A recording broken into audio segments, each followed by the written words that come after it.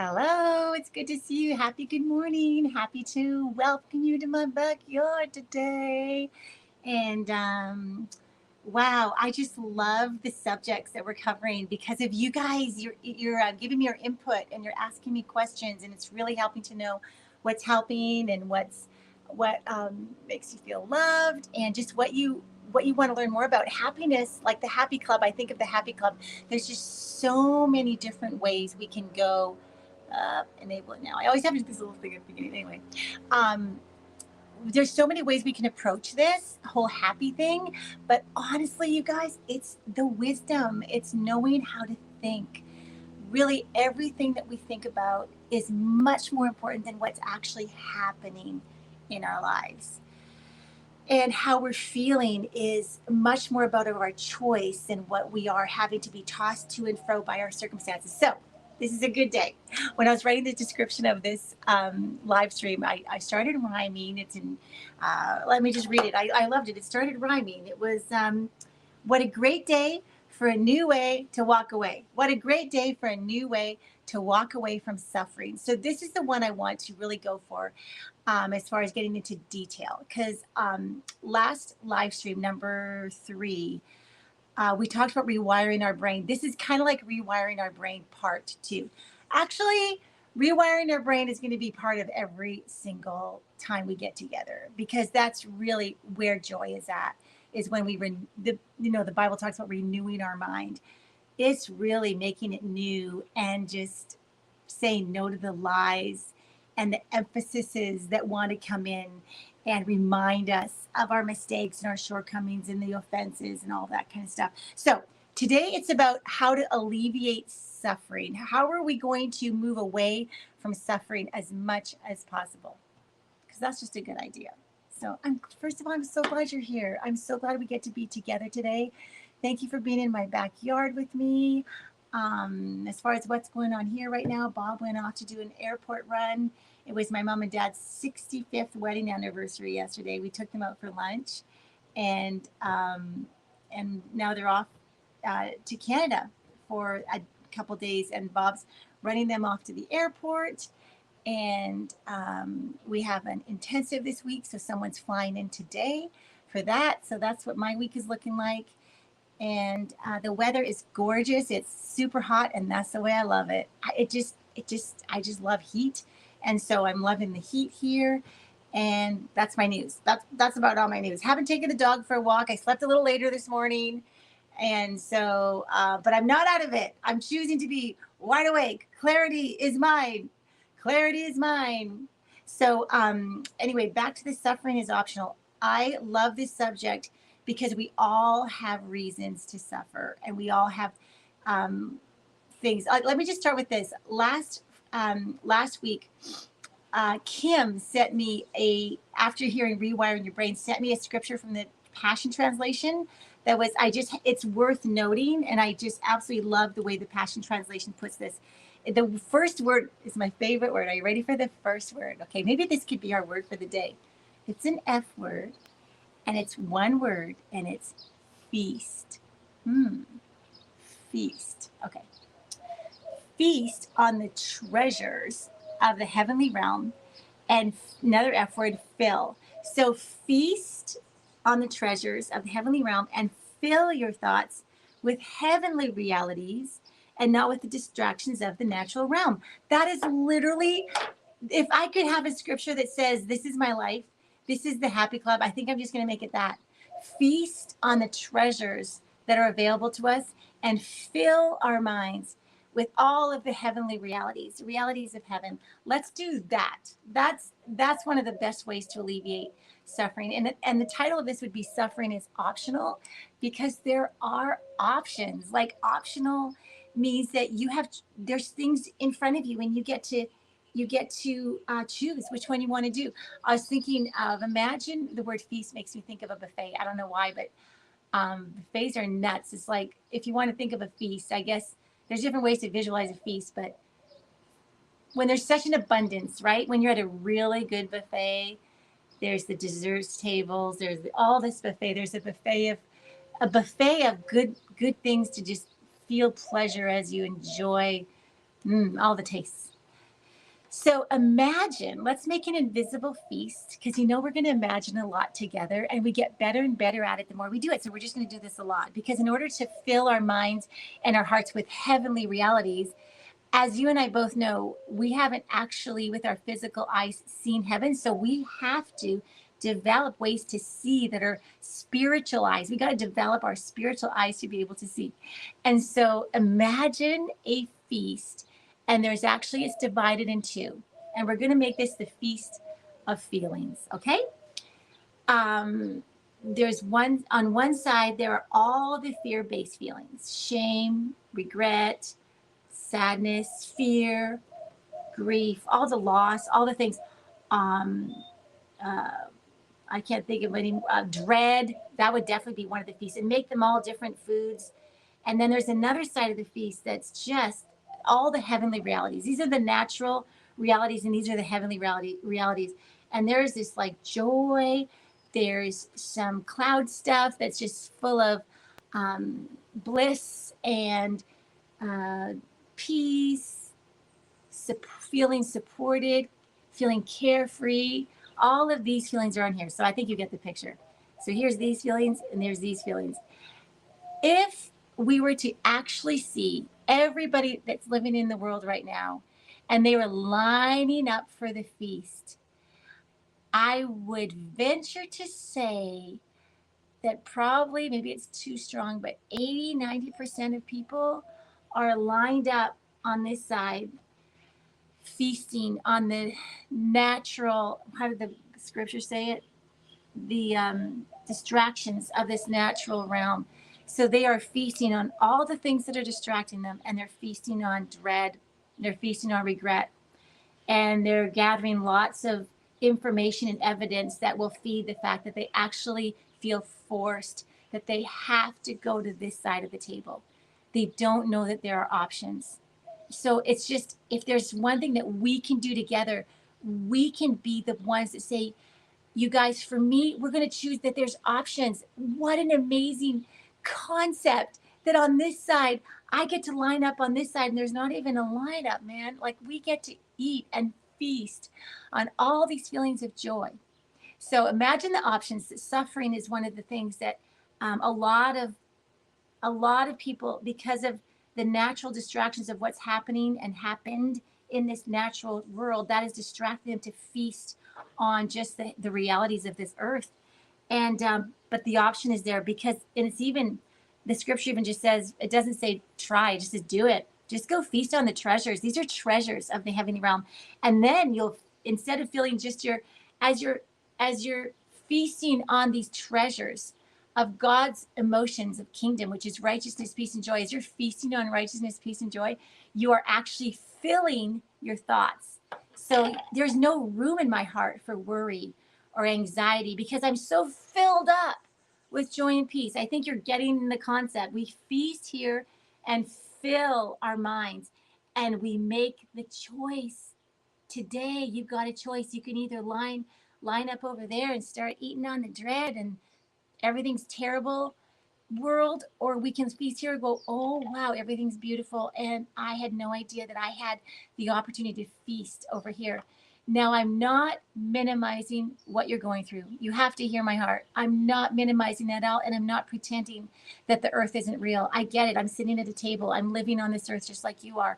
But I also know that the best way to enjoy heaven on earth is to bring heaven down rather than trying to live stuck in this earthly realm. So let's get on to this because I want to be very practical today. So suffering is optional. And suffering usually comes from a loss or an atrocity or an offense. Usually you suffer if someone said something or done something that was just terrible, like completely unjust. Suffering comes from injustices. Suffering comes from rejections. I can tend to suffer if I feel rejected, or you can suffer if you're carrying on to a regret, or as I say, a loss. So that's where suffering happens. We get where suffering comes from. So we all experience degrees of these, but it's what we're going to do with them. Are we going to carry this suffering around us for the rest of your life? If you believe, this is a very important word, if you believe you'll never get over it, you won't. If you believe that it was that bad and that huge, and you think, I will never get over this, then you're actually telling your heart, I'll never get over this, and you will never get over it. I know it's wild, but what we tell ourselves, the thoughts that we think over and over and over and over again become our beliefs, and we start to create stories around them and evidence and experiences around them. And so if we believe we'll never get over them, we won't. If you believe that even within this thing that happened, there's beauty and truth to be discovered, there's something I can find that's going to offer me wisdom or offer me understanding or something I've never gotten before. If I believe that even in the extremest of pain, that there's something beautiful in there, the scripture refers to, he gives me beauty for ashes, where there's something that's just, there's no life, there's nothing good that I can see about these ashes. But if I can find, explore, discover, be willing to involve myself with God to find what's beautiful in there, if you believe you can find the beauty, you will. If you think it's gonna hold on to you forever, it will. So in other words, it's all about what you believe. And so that's why I want to get really practical about how to flip our beliefs, because whatever we're experiencing right now, over and over again in our lives, whatever your days are looking like, are a result of what you believe. Because our beliefs, what we truly believe in our heart, is a magnet. It's like our mind and our conscious thinking wants to validate that what we believe in our heart is true, it's real. So we subconsciously find evidence. So if we have a belief that's debilitating or limiting, like, you know, nobody likes me, my kids don't like me, or something like that, nobody likes me. If I believe nobody likes me, I am going to be a magnet to nobody liking me. I know it sounds so like, is this fair? And it's like, you know what? It's actually good news, because this is where the science comes in. Because if we flip the belief, it can be the exact opposite. I believe that no matter where I go, people are drawn to me and they like me. Do we have evidence either way? Yeah. But we can choose to feast on the evidence that is amazing and loving and true and real, or we can feast on that dread or the rejection or the offense. Isn't it? I don't know about you, but I, throughout my life, the public things that I've done, I could have 99 people literally hug me and say, Audrey, thank you for your story. Thank you for being so honest and vulnerable, because it's just so nice to know that we're real, and we make mistakes, and people thank me, and I can tell that, like, I'm going to remember this forever, like, thank you. And then there will be one person out of the 99 that does something mean or something rejecting or doesn't, whatever, something not on this side.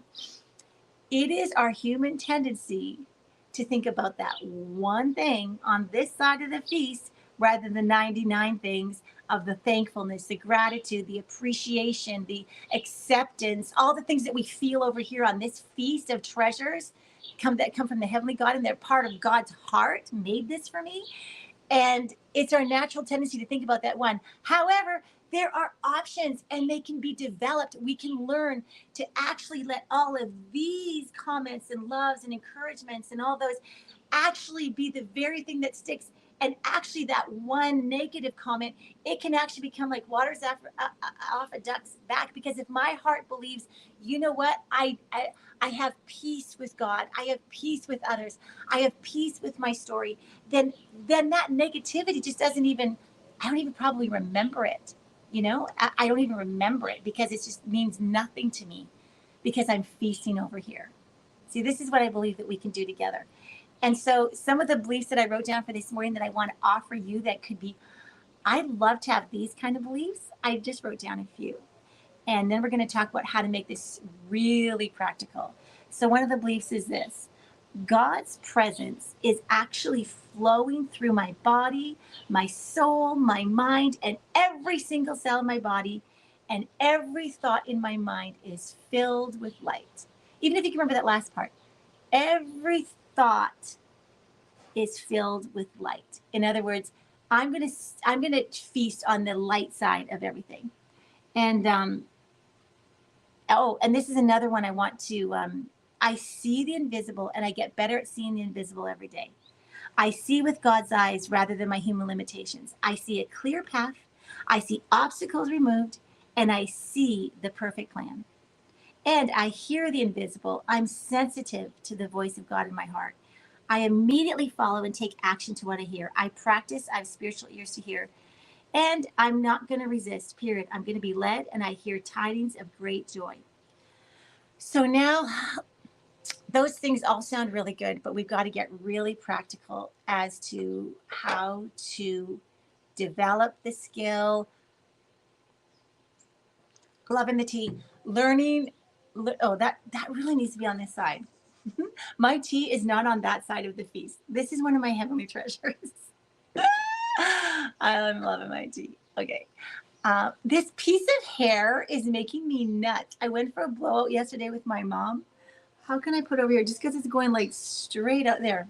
Whatever. It was just distracting me because it was like, and I didn't want to distract you. Whatever. Don't need to bring attention to it. There is another life lesson.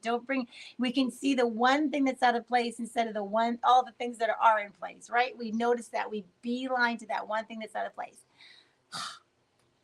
We're such people, and we love it. And we love each other, and we're friends, and we're doing this journey together. We're doing this journey together. So what I want to do is to just talk and visit all the time about how to hear God's voice in our heart, because that's when life gets fun. It really does. When we say we have a relationship with God, that means we actually walk and talk with Him. And we are friends. And you can't be friends if you don't talk back and forth. And so how to hear God's voice, I think every one of us are very unique in that we all have our own journey and how we hear God's voice. You might be on the spectrum of like, I don't think I do, or whenever I think I might, I just presume it's just me putting my own thoughts in my head. Or maybe you're on the spectrum like I'm learning how to hear God's voice. Or maybe you're like, oh, I love hearing God's voice. I'm so comfortable here.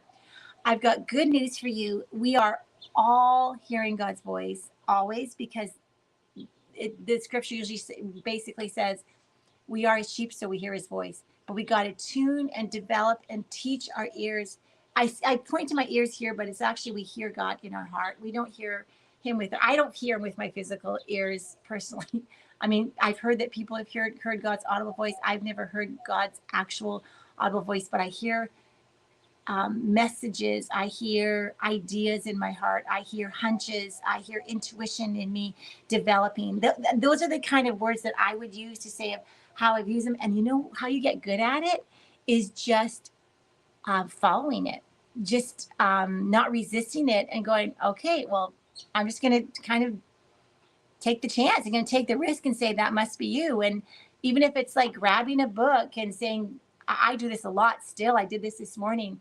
Find the Bible or a book or something and say, really zero in on page 78. So I'll go to 78 and there will be amazing stuff. I love numbers, and I love when I can do that, because then it feels like a special message. It doesn't feel like I'm just opening a book and reading. It feels like, no, that's the message for me today. And that's one way that I hear God. I'm going to tell you all the ways. Since I started really intentionally feasting on this side of the table, it's all I see. When I see billboards, they're all beautiful things on billboards and license plates and cars. And I was literally in front of behind a car at a stoplight that just said carefree. And the day before that, their license plate said be kind. And I was like, you see, when you're looking for stuff, encouragement, you'll find it. When you let all the resistors go, and I'm going to resist thinking I'll do this wrong. I'm going to resist the doubt. I'm going to resist the doubt that I'm making a mistake and I'm not good at this. Just decide today, I'm really good at this. Let's just do that. Let's just get good at really hearing God. And because part of suffering, and I'm leading to this, suffering is optional, but the best way to not suffer is to be carefree. And the best way to be carefree and live with God's heavenly perspective and feasting and filling our mind with his feast and his fruit is to hear his voice so that you're constantly getting his perspective and looking for his point of view, his heavenly point of view. So it was several years ago. I'll tell a story now.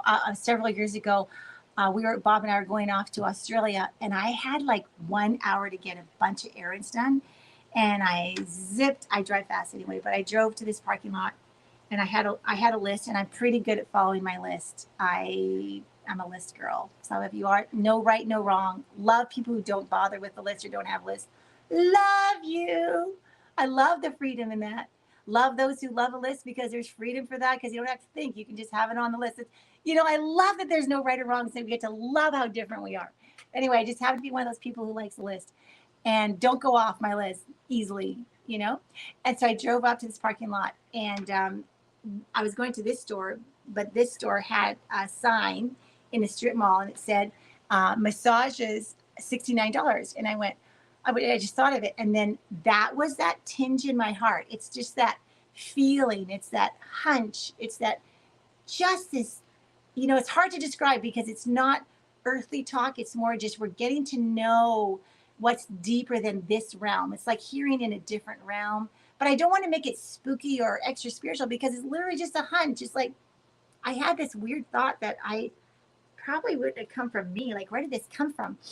And the thought was, which I have learned from years of doing this, that I can recognize when it's out of nowhere and off the blue, and I feel this peace that's coming with this thought. I feel like it's God speaking to me and or directing me in some way. And it was like, go get an hour massage. And I was like, I do not have an hour to spare today. I'm not in the mood for a massage. I no. And then but it stuck, and it went, go get a massage. So I thought, well, it's 12:15. You have to book a massage, and they don't start at 12:15. So I'll tell you what, I'll go in there, and if they immediately let me in, I'll go for that 60-minute massage. And it wasn't about the money, believe me. It was just about I had stuff to do, and I wasn't in the mood to relax. So I go up to the front desk, and I said, hey, I just saw the sign, and I know it's just a walk-in, but there's an availability for a massage? She goes, yeah, we can get you right in. So as I'm going in, I'm going, oh my goodness. 2 minutes ago, I was in the parking lot about to do my list. And now 2 minutes later, I'm taking my clothes off and getting on a massage table going, what's going on, right? In this dark room. So I'm in the dark room, face down, got the little sheet over me or whatever. And the girl walks in, and you had to write on the list whether you like to talk during your massage. And I said, no, not really. Like, I like to just relax and just not visit or anything. So I was going to sit down, and then she just, and she asked what I did. And I told her, well, I never know what to say, what I do. I don't know. I am a counselor, coach, therapist, author, speaker, whatever. I didn't know what I said, but so she was she started massaging me, and immediately I knew it was a really bad massage. Like, she wasn't good at this. So I was like, okay, why? First of all, Jesus, I know you love me. So this is all you. I know you always want the very best for my life. So here I am. I'm not getting my list done, and I'm getting a really bad massage. Like, what's going on? So those thoughts are going through my head. And then she just quietly says, I know that you don't necessarily want to talk, she said, but just asking you, because of what you do for a living, is there a reason? She's like in her 50s. And she said, is there a reason why I keep getting bad men in my life? And I'm like, whoa, that's like a loaded question. But I didn't take it like that. I just went, yeah. I said, we all have patterns that we keep going, cycles in our life that are matching to our beliefs. So if we believe that men will leave us, or we believe that we'll be abandoned in the end, or something like that, and it's not always just about men in particular, but anyway, our beliefs are really, really, really important. And she said, that makes sense, because my dad died when I was just a really little girl, and I never understood why or how or why that happened. And I just said, you know what? And some compassion just literally just welled up inside me, just filled me up. I was filled up with compassion for this beautiful, beautiful lady. And I said, wow. I said, wow. And meanwhile, I can't see her face. I hardly have seen her face. Only 5 minutes. I can't get this done in 5 minutes. I'm going to have to go part two. Okay, I'll get you the short version. But the scoop is that she said, I said, well, you know what? I'm not going to tell you the rest of the story. I'm going to actually leave a cliffhanger because it's worth talking about how suffering is optional, because I don't want to shortchange this whole thing. So what I'd rather leave you with today is I will finish the story on Thursday when we meet next. But I will say that if you can feast, I think that it's I think today was more about the feasting than this anyway. I think that we can continue this. That's why we get to meet all the time. We're gonna do all kinds of stuff together. There's lots of time to finish stories. But the fact that if you can choose the option to not feast over here where 80, 90, maybe even 95% of the world thinks that they are required or they're responsible or they have to experience dread. They have to feel the loss because of what's happened. They have to feel this way because of what that person did to me. They have to eat from this table of emotions. But if you can go to this side of the table and go, you know what, today is my day where I want to feast on the heavenly treasures and fill. Those two words, feast and fill. Instead of worrying, but you can say, Audrey, I have a lot to worry about and it's legit. And I believe you. But if you can still move over here and say, even though, and this is what we talked about last stream about rewiring a ride, even though I have reason to worry, the truth is that because of heaven, because of heavenly realities, I get to experience peace. And I get to eat of that fruit called nothing's wrong.